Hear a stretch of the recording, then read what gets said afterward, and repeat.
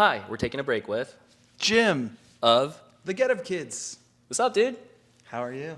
Pretty good, pretty good. I saw you guys last night, and that was a killer fucking show. I really appreciate it. Glass House, Pomona. Yeah. I made a joke last night. I said, I think this is like, we've been here at least twice. Yeah. I was making dad jokes. Yeah. But we were thinking about how many times we played the Glass House. And I bet it's closer to 15 times or something. Oh, shit. We played here a lot, yeah. Do you remember the first year that you guys played here? I think it was probably 1999. Okay. Probably something right home about era, maybe like right before. Okay. I know we played here on that tour. I think we might have done 2 nights with it was us and At the Drive-In. Whoa. An Ultimate Fake Book. Yeah. That's a crazy lineup. Yeah. It was wild. Yeah. I gotta say though, because like this is like the 25th anniversary tour for Something to Write Home About, and you guys have done like a 10th anniversary version of this before, right? Yeah, which is crazy. I was thinking about this, from the time our band started in 1995 to when we broke up, took like a 3 or 4 year break, and then we did our 10-year anniversary. That was like 14 years. Yeah. And from that 10-year anniversary to now has been, like 16 years or something. So Yeah, it's wild. it is wild. Do you feel like 15 years, I guess. Yeah. Do you if you compare the 10th anniversary shows versus to like this 25th anniversary tour, do you feel like there's more demand now versus like back then? Like, Yeah, we never did like a proper 10th anniversary tour. Okay. We did a show at Liberty Hall in Lawrence. Okay. It was kind of our comeback tour after we took that hiatus. Yeah. I always say we never should have broken up. When you're young, we're just like everything's like final. We just needed to get away from each other for a bit. Yeah. And just like bands never break up anymore. Right? Yeah. It's always like we're breaking up. Like, really? Are you sure? You sure about that? Yeah. But anyway, what were we talking about? No, I was just saying, like, the tour. yeah. There was no tour. It was just a show. It was just a show. But I do okay. feel, nostalgia's a powerful thing, and it's interesting. This tour has been really cool because there's been a lot of like younger people coming to the shows, which are actual kids of the parents, and now they're fans. A good friend of ours, he brought his daughter, his oldest daughter, she's like 17, to our show in North Carolina, and I saw her in the crowd. She was like singing every word. Wow. Which was hilarious. It's just funny that she just grew up listening to our band the way I probably would have grew up listening to like Foreigner or something, in her journey. Yeah. Eagles or something. It's bizarre, but it's very cool. Yeah, no, it's really, really awesome because the first time I saw you guys for this tour was at the Troubadour, and then that was like the 3 sold out nights over there, and then the second time was at Best Friends Forever Festival that happened in Vegas, and then this last night was like my third time. You've really been coming to all these shows. Yeah. Best Friends was great. That felt really good as a band. It Yeah. sort of felt like 25 years of hard work all sort of ended right there. Yeah, it was nice. Yeah, and especially like that show was like to be able to watch you guys go through that record and like on like a main stage like in front of that crowd is like everything just kind of made sense. I was like, whoa, this is like so big, and it felt really right. It was cool. It felt very good. Anytime, also like at a festival, we've only been lucky enough to do this a couple times. Once in Japan at Fuji Rock Fest, where you get to play the sort of the sunset set, as they say, where you start with the lights, the sun's out, and you end at night. Yeah, it's like a magical. It's a magical set to get when you're allowed to do it. Yeah. Yeah, and especially at Best Friends Forever Festival, like the lineup was like really, really cool because a lot of the bands are like people that like you've played with in the past. Like you toured with Braid like early on. For sure. Yeah. Some of our oldest friends. Yeah. First time we went to Europe was Braid. Yeah. Our very first real tour was with Braid. So, yeah. Yeah. Did you get to hang out with them? I did. Unfortunately, I didn't get to see them because we were coming from tour. We were playing in Chicago, and we flew in, and I missed them. It's okay. I've seen Braid probably more than just about any other band on planet Earth, but we did get to hang out, which was nice. Got to see a lot of old friends. Got to see Jawbox, Unwound. Yeah. Yeah. So we had a really good time. Yeah. Did you see the this year's lineup for Best Friends Forever Festival? I did. Yeah. It's exciting. Yeah. A lot more friends are playing. Appleseed Cast. So Hey Mercedes, Rival Schools. Minerals playing. They're some of our oldest friends. Kind of like the Spitting. second tour we ever did was with Mineral. Yeah. We've done shows with Kind of Like Spitting. You start seeing all these names like, oh my gosh, we've played with all these people. It's kind of wild. Yeah, and especially with that festival, like a lot of these bands are like a comeback. It's almost like a lot of these like it's like coming back from like not playing for a long time and everything. So like it's kind of like cool to see, you know. Definitely. Yeah. Definitely. It was funny that at that festival, I think I even made a joke on stage about how I've hugged more people in the last 2 days than the last 2 years. I mean, I saw friends I hadn't seen in literally 20 years at that festival. Shit, really? So it was really cool. Like, I almost felt guilty because I couldn't hang out with everybody because there were so many people I hadn't seen. It was, if you haven't been, it's a fun fest. I recommend it. Yeah. I mean, we were the guinea pig year, but I'm sure it'll be just as good this year. We'd love to play it again. So. Yeah, I mean it was very like successful. And how do you feel that like it's gonna be like Minerals like final performance? Yeah, it makes me really want to go. Like, we've known those guys for so long. Yeah. Another band when we were in high school, we were opening up for those guys. So, yeah, it's sad, bittersweet, but I know those guys they're gonna have a good time. Yeah. They're a great band, great guys. No, definitely. So outside of like the Get Up Kids, I know you do like you spin DJ stuff for like a Brit rock night. Is that what it is? We do a Britpop night called Cool Britannia. Yeah. Which is not Cool Britannia. We have our text threads. It works, though. No, it's funny. Our text thread is Cruel Britannia. Yeah. But me and my friend Zach Campbell, he plays a band called The Whiffs, Mm-hmm. and then Rob, our bassist, he sometimes does it. It's just an excuse to drink for free and get paid. Literally, it's just what we normally do, just play music we like and hang out. Yeah. If someone wants to pay us to go do it. But yeah, I'm like a very big Anglophile. I love Britpop, British music. So Okay. it's just fun. I have a couple gifts for you if that's Okay. cool with you. I love gifts. Yeah, so this is an original Jane sticker. Oh my gosh. Yeah. Amazing. Yeah. And this is like if you look at right behind it, like Whoa. it's like the promotion From for it Late. too. That is like one of the best, most underrated albums of the 90s is James Lade for sure. Yeah. And they're back together putting out new music, and it's really good. Yeah. Almost, it's funny. Well, thank you very much. Yeah, of course. I think that record's almost like it's Britpop, but it has like an emo-ness to it. Yeah. Where I could see, maybe like subconsciously I was, and our band was influenced by that record, Right, yeah. 'Cause it's like an emotional record. Yeah. They're big in UK, but did they ever have success in US? Yeah, this record actually did. I'm assuming I'm a little older than you. I'm 34. Okay. Yeah. I'm a year older than you.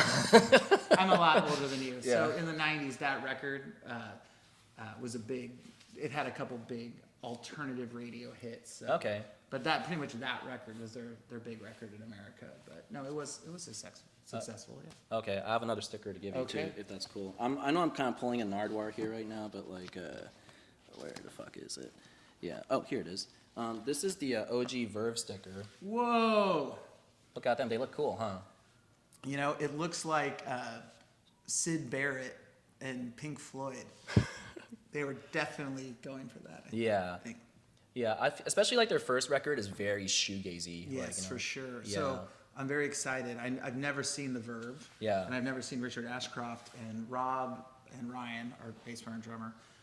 We're going to Europe UK to see Oasis. Oh. We're going to the last Manchester and the first Wembley. Okay. But Richard Ashcroft is opening, so that should be very awesome. Does he play mostly Verve stuff or only I have solo absolutely stuff? no idea. Yeah. I hope he plays a lot of Verve stuff. I mean, his solo stuff's fine, but Yeah. the Verve's the Verve. Yeah, I feel like when it comes to like the UK bands, like there's always been like a trope where like even with like bands like Stone Roses and like the Verve for example, like they'll have like a whole band like success, but then like there's always like a solo project by like a singer or something. I Yeah. feel like that's very common over there. I mean, I think American bands do that too. Yeah. But I always like one of my all-time favorite bands is Blur, and it's like I follow anything any of those guys do. Damon's solo stuff, Yeah. Gorillaz, yeah. Graham Coxon's got solo records. He's got a new band. Why can't I think of their name? With his girlfriend, and they're really good. Yeah. Anyway, yeah. Okay. No, that's awesome, man. Like I definitely want to check out your like DJ night one day. Do you do? Is it all vinyl or is it like? Oh heck no, Okay. no. We're just we just do playlists and have fun. I Okay. mean, we have a little DJ setup, so it's like we try to, make it a little more than just pushing play. But Okay. I mean, I don't own enough of vinyl to be that. I'm just not that cool. Okay. Let's be honest. Well, no, you're a super cool guy. That's why I got you a record Oh my to go along with that too. I know you're a big UK guy, but I don't know if this fits in like the category, but this is like one of my favorite bands, and like they're more in like the dream pop kind of jangle category. It's the Sundays.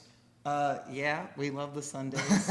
Oh my God. So there's yours, yeah. Yes, and you know, I have a degree in geology, and so it's cool. There's fossils on the cover, which is very cool. Mm-hmm. I'm not a paleontologist, but Yeah. amazing. Yeah, they were a great band. Yeah. No, Sick. yeah, it's one probably like my favorite record by them. And the thing is, like, Record Store Day, like they did like a repress of these, but like it became like very demanding and kind of like expensive. So then like this recent repress is supposed to sound like really, really good. So it's, I'll tell you a funny story. So yeah. about the Sundays, I Yeah. guess during COVID, Get Up Kids were doing a bunch of demos. Yeah. We have like 6 songs demoed, working on a new record. Some of them are great, some are whatever. Maybe they'll see the light of day. I don't know. Yeah. But I was thinking, like, we make a new record, and this was COVID, and we were writing them all during COVID. I was mowing my lawn. I had the Sundays album on, and there's that song that says, "It's a little souvenir of a terrible year." Do you know that Little line? souvenir of terrible year. It's like, here's where the story ends. Yeah, well, is that what it is? A Yeah. souvenir of Yeah. a terrible year? Yeah, yeah, that's And it. I thought that was a great name for an album that was written during COVID. Souvenir of a terrible year. Souvenir of a terrible And I year. saved that. I'm like, oh, that's such a great record title. Yeah. Anyway, you can steal it now if you're watching this and want to name your album Souvenir of a Terrible Year. But that's a pretty emo. It's a very emo And I record, yeah. just like had this epiphany. I'm like, that just sums up this year.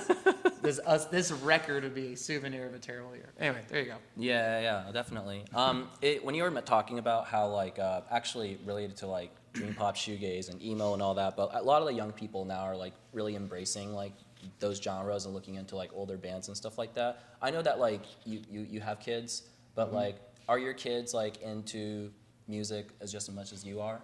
Yeah. So my youngest daughter is obsessed with Taylor Swift, like most 13-year-olds are. Yeah. But she also loves Chappell Roan. Okay. And is starting to get in other stuff. I mean, like Taylor Swift. She's a great songwriter. Great, I like Taylor Swift. Like I don't change the station when she's on. Yeah. So I get it. And then my oldest child, they are into. It's funny. They listen to Taylor Swift, but they listen to Bikini Kill. Oh, interesting. Okay. And Pavement Oh, Pavement. is a big thing. And I found all my Pavement CDs sitting there. And Yeah. like, oh, I love Pavement. How did you find about Pavement? And they had some song on TikTok that became like a gold single. Yeah. And then there you go. So kids are finding. It's interesting how they're finding new things. I'm always dumbfounded when I look at like the Coachella lineup, and I this isn't a brag or it makes me feel old. I just don't know any of the artists. Like Right. how are where are they finding out about these bands? Because I know how I found out about bands. There's like the underground punk scene, MTV 120 Minutes, things like that. Yeah. And now it's like TikTok, Instagram. Yeah. Like I have no idea where they're finding these artists, but it's cool. It is, yeah. It's kind of like strange, especially with that Pavement single. I believe it was like a B-side or something Yeah, like it totally that. was. Yeah, and I hate people of my age who think, oh, guitars are dead and rock's dead and blah, blah, blah. And I'm like, then you're not looking. Yeah. Yes, just because it's not guitar rock is not what's mainstream popular. Mm-hmm. If anything, I feel like the fact that guitar-driven music is not the mainstream, more cool shit's happening with the young kids. Because it truly is underground music again, which also, for me, like punk, when I got into punk rock, it felt special, like my thing, that no one, like not a lot of, it was like my club. Yeah, where I yeah. felt accepted, and I think Yeah. it's good to see that there's always alienated youth who are Oh, absolutely. wanting to make angry music, which is good. And now they're doing it. It's just not on the radio. Yeah. But nothing is. It's I mean, it's Chili Peppers are still on the radio. I mean, they're that's what alternative radio is. It's like yeah. it's 90s music. We Yeah, just play it over and over. At this point, it's probably like considered classic rock or like. Oh yeah.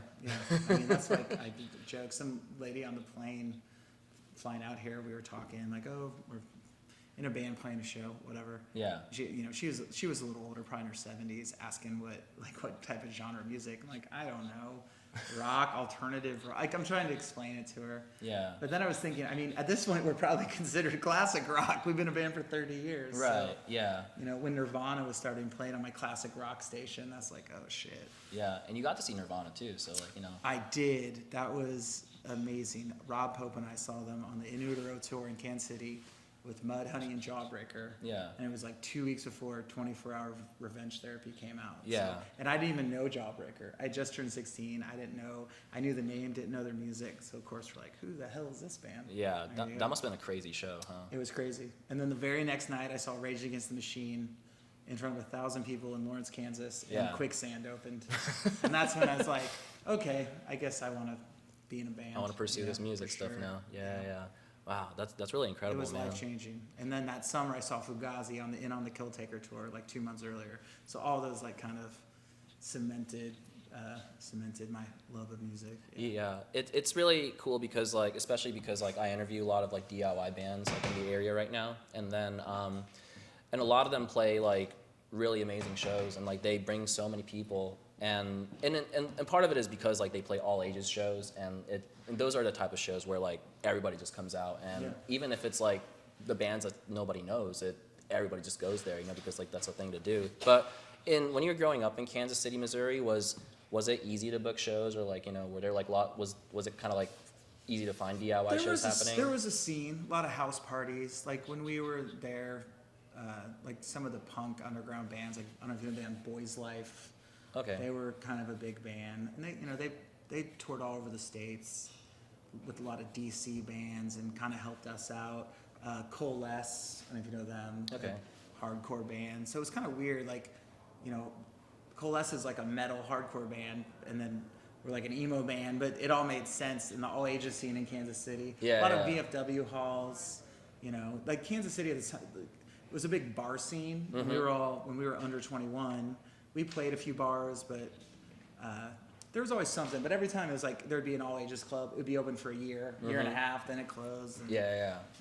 But I mean that's where we came from. Yeah. House parties and all ages clubs. Yeah, I feel like that's the thing too, is that like because a lot of the emo, especially when it comes to emo bands, like there's always like different types out there, and because you guys were part of Vagrant like for a little while, and like and even like bands like Saves the Day and like Coheed and Cambria and stuff like that, like they'll be like play shows together and stuff, so like I feel like they all kind of like blend in together. We played with in a way. both of them. Yeah.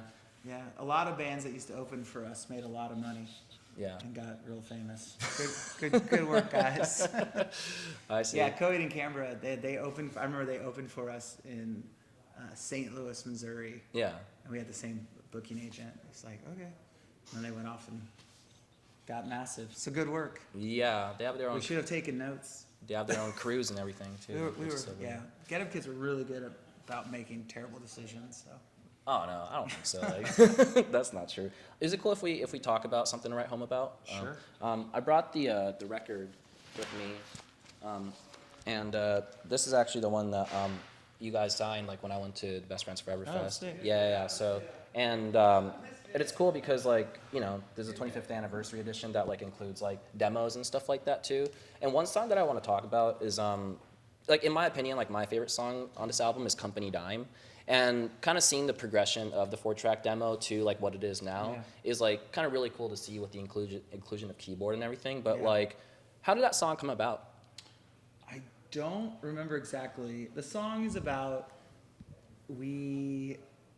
us getting courted by a bunch of major labels. Okay. And ultimately deciding against signing to a major label and signing to Vagrant. Yeah. And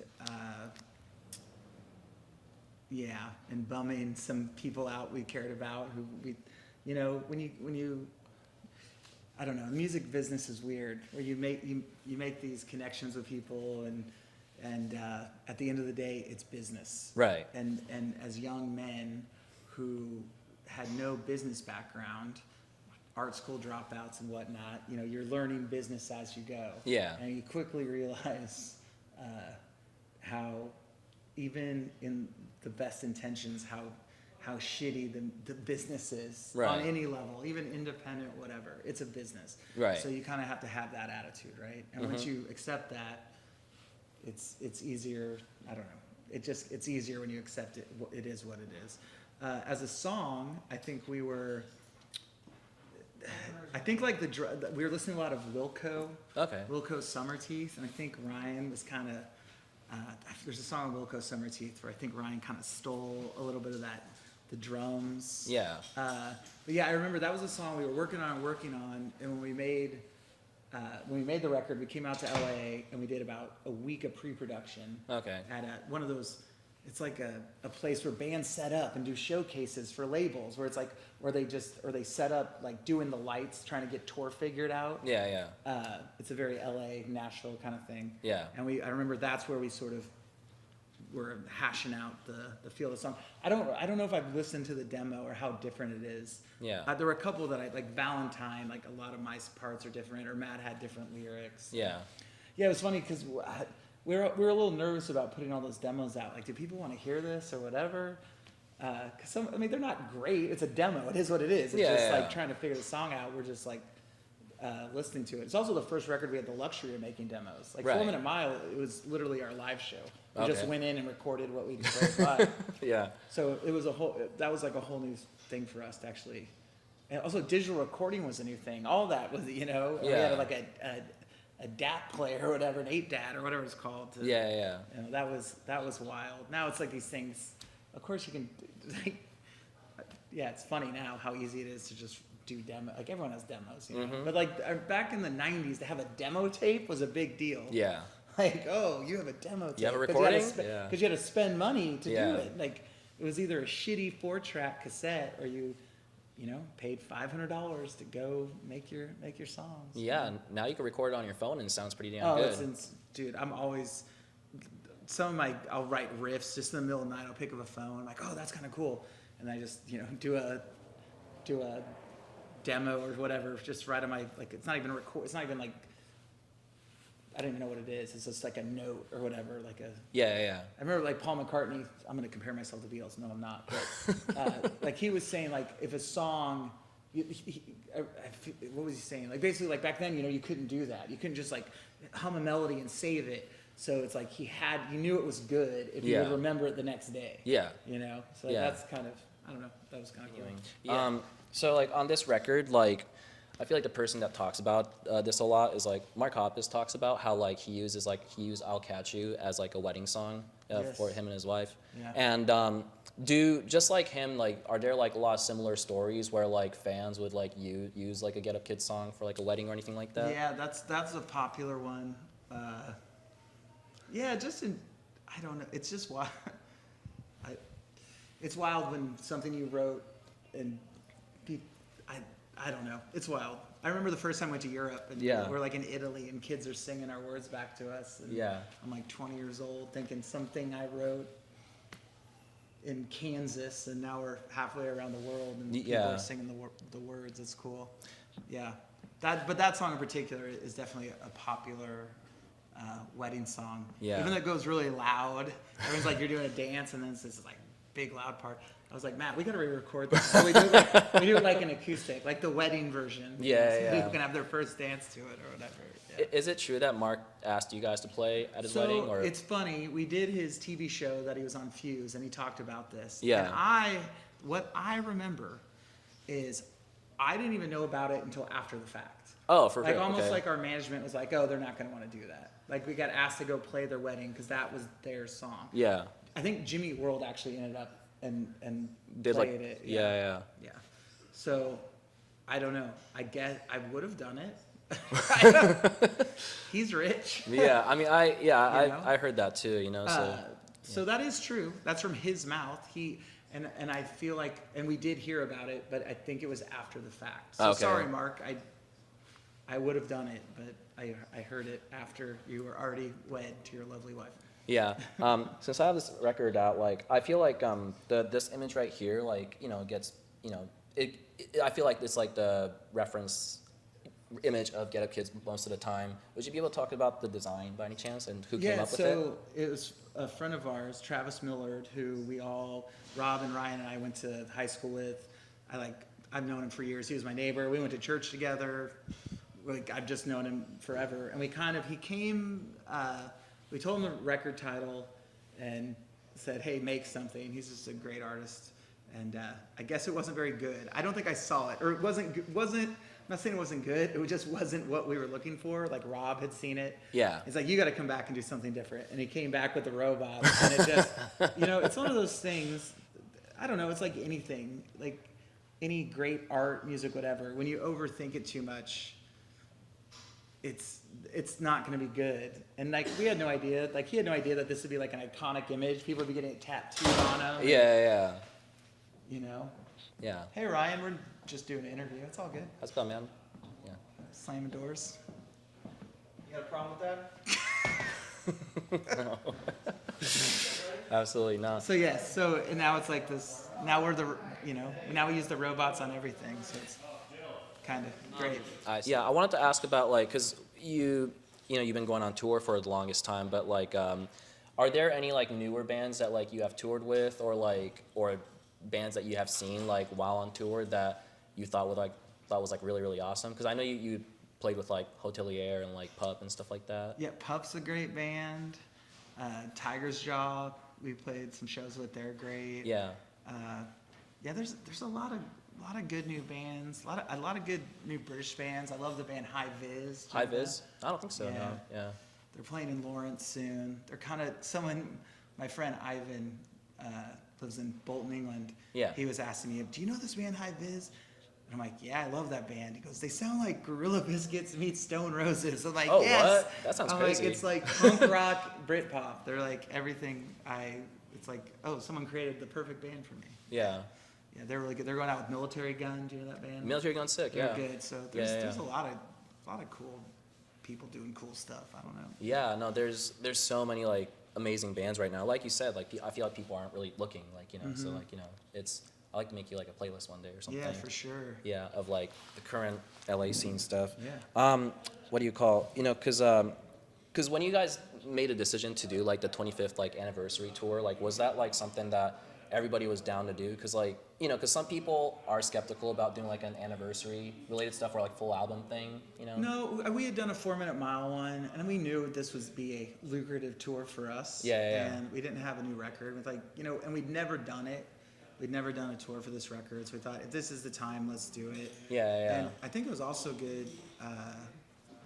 We were able to, maybe people who hadn't seen us in a very long time. Yeah.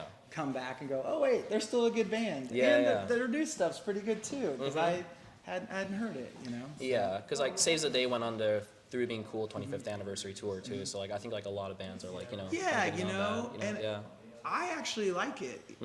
Rob and I, we're gonna go see Helmet play Betty. Oh, that's awesome. Yeah, it's I like that, Yeah. And they can play some new stuff, and I think it's once again, it's a good way if you haven't heard what the band's up to, you can hear other stuff, and it's okay.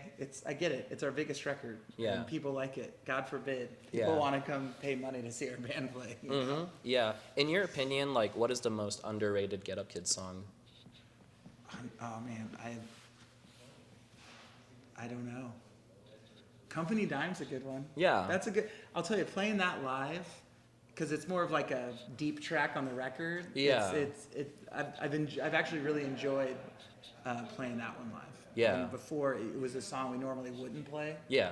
So maybe it'll be back in the rotation. But yeah. All right. So here's the opposite. In your opinion, what is the most overrated Get Up Kids song? Mass Pike. That's the song that we love and hate to play. Okay. I mean, it's catchy. I like the recording of it, but it's also it's one of my least favorite songs to play. And I like the song. It's a catchy song. Yeah. And I think we're probably playing it tonight, actually. Okay. But, yeah. yeah. Do you guys because I know after you play through the entire Something to Write Home About album, you guys kind of change up the set list for the songs afterwards, right? Here and there. We're doing a different set tonight. Oh, no way. Last night, yeah. Okay. Yeah. Do you guys ever play Fall from Grace? No. Not in a very long time. Okay. I would. I mean, if we do the 25-year anniversary of On a Wire, yeah. Oh, is that something that you guys are thinking about doing, or? I don't think it would be as successful as this tour, but Yeah. maybe we do like a couple shows, like Chicago, New York, or something. But Yeah. yeah.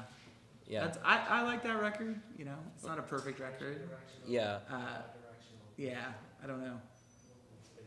Who knows? Yeah. I'll say, I don't know. Yeah, I would say that's like one of the most underrated songs from you guys. I think, like, you know, I listen to that the most. I don't know why. I guess like the deep cut really like I'll hits tell me you, hard. to me, the most underrated record of ours. Well, first of all, I think the last record we put out, Problems, is a really great record. Yeah, it is. And when Yeah. people hear it, they go, "Oh, this is a really great record." Like, Yeah. yeah, we worked really hard on it. But the other record, I think the one that's under the radar, that I think 20 years from now, maybe people go, "You know what? They did a cool record." Was There Are Rules? Right. Which, Yeah. and I always said, if our name wasn't on it, and it was just some random band, and you heard that record with no expectations, Yeah. you would have a different view of that record. I Yeah. think it's because the Get Up Kids record, and we made this sort of left of center post-punk album. Mm-hmm. It's like, I don't know, people had just expectations of what they think our band's supposed to be or something. It's very But- synth heavy too. Like, you know. yeah, so it's what. people- Yeah, it was a fun record to make. We did all the tape, no Pro Tools, and yeah, it was all about listening instead of looking. So many bands now, they look at the lines instead of like, well, did you play it well? Did it feel good? Yeah. I see. Yeah. Well, you know, I just want to say, let's see.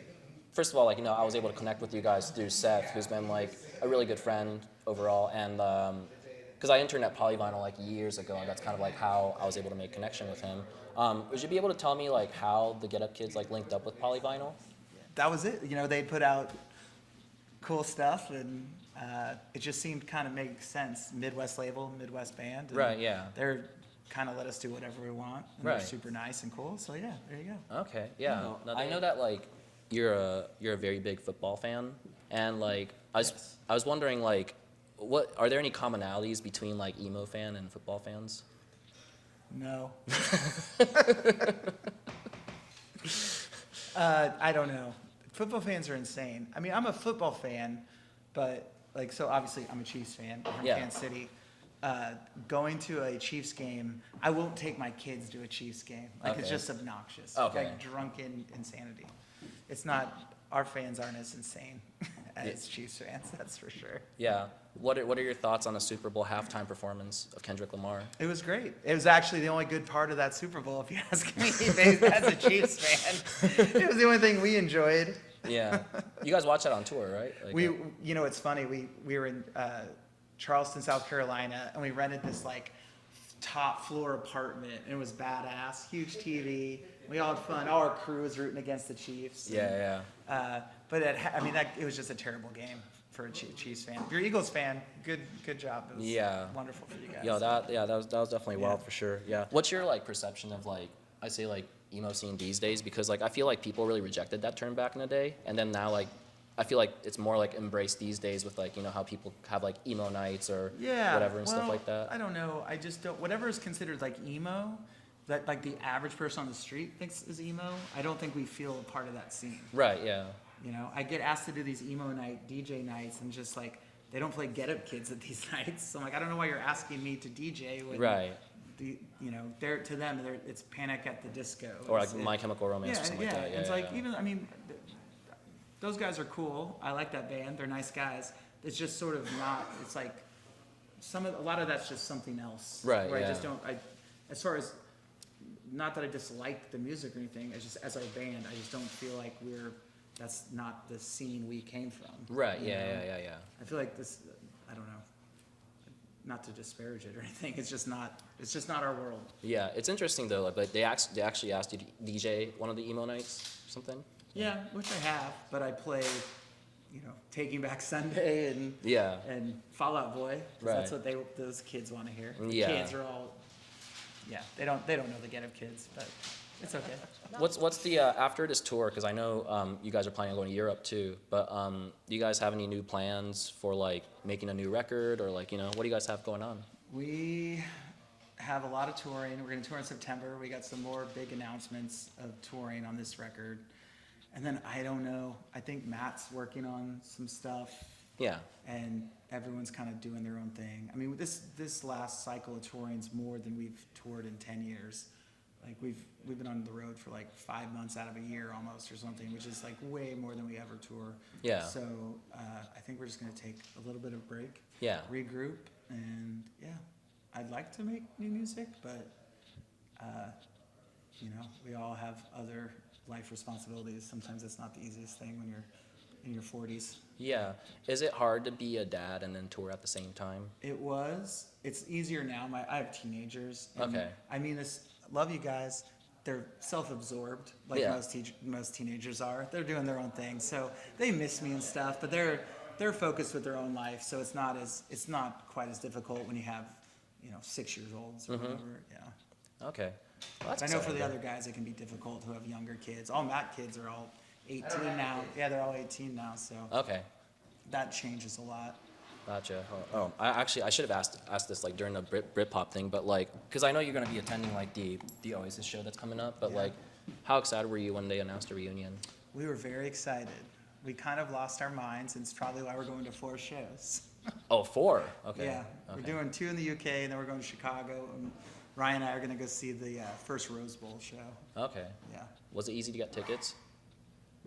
It wasn't terribly hard. I got a code, and that's how I got the Wembley tickets. And then our friend Heather, who we're going with, she somehow, miraculously, when the general admission, or just the general sale went on, she was number 43. Oh shit. Of the whole, I was 250,000. I don't know how it happened. I guess the universe wanted us to Yeah. go see Oasis. Go see Oasis, yeah. I saw like on your Instagram post, I saw like there was a picture of you with like Liam Gallagher and like Gavin Rossdale. That's a true picture. That was not photoshopped. Yeah, what was going on there? We played a festival called Pink Pop in the Netherlands in 2000. And funny enough, Noel Gallagher wasn't playing with them. He like had quit the band for like 2 months or something that Okay. year. And yeah, I had talked to Liam, and he was very nice, you know. Talked to him for like 10 minutes. It was so cool. And then left. I'm like, I got to get a picture. And this is before Yeah. cell phones and stuff. So Josh Berwanger from the Anniversary, he had like a disposable camera. I'm like, dude, I got to get. And he was talking to Gavin Rossdale. Yeah, And I yeah. was like, this is the I have to get this picture. Yeah, So yeah. I go up, and Liam's like, cool. And then Gavin, he goes, hold on. And he takes out his sunglasses and puts his sunglasses on to take the picture, which is Yeah, fucking yeah. hilarious to me. But My God, yeah. it's a good story. It's a good picture. Yeah, I mean, as soon as I saw it, I was like, whoa. Like, you must have been stoked. Like, It's you one know. of my all-time favorite memories of my entire life. Yes. Yeah. Yeah. What year was that you said? 2000. 2000? Damn. Yeah. Okay. Yeah. Yep. Summer of 2000, like May 2000, I believe. Yeah. So you've seen them in the past then, like. It's the only time I've ever seen them. And Okay. Noel wasn't playing. Rob and Ryan saw them on the What's the Story tour in Kansas City. I was in New York. My dad had taken me on a trip, so I missed 96. it. 96. Yeah. 96. Hell of a year. It's a great set list. Yeah. I was only 6 years old. Yeah. Everyone's got to start somewhere. I guess I missed out on that. Yeah. Well, you know, I just want to say, like, you know, thank you for taking your time and doing this, and you know, you guys been playing like such fantastic shows and stuff I like that. appreciate it. Yeah. You know, I think we're kind of better now than we've ever been in a weird way. Yeah. You know? But that's just my humble opinion. Yeah. And one more thing, like, cause sorry, it's just all the opening bands that you guys been playing with and stuff like that. Like, do you guys kind of like decide on opening bands just based off of like, you know, how long you've known them, or is it like? Cause Yeah, you know, Anniversary and Hot Rod Circuit just did the last tour. So yeah, it was just made sense Yeah, to do that. the Smoking Yeah. Popes. I mean, they're Smoking Popes, that was so awesome that they agreed to do it. They're a favorite band of ours, so yeah. Yeah. And we had never done shows with them. Super nice guys, so yeah, it was very cool. That was a good lineup. Yeah, gotcha. Okay, well, I just want to say, like, appreciate it, man, and I think, like, a lot of people, like, really, you know, enjoy watching this and, like, learning about the band and everything like that, so, like, thank you for all the good stuff, yeah, Okay. appreciate it, thank you. Thank you. Yeah, thank you. And don't forget to follow Take Break Kaza on TikTok, as well as Instagram and YouTube, and follow the Get Up Kids as well. All the Thank good you. stuff. Thank you. Peace.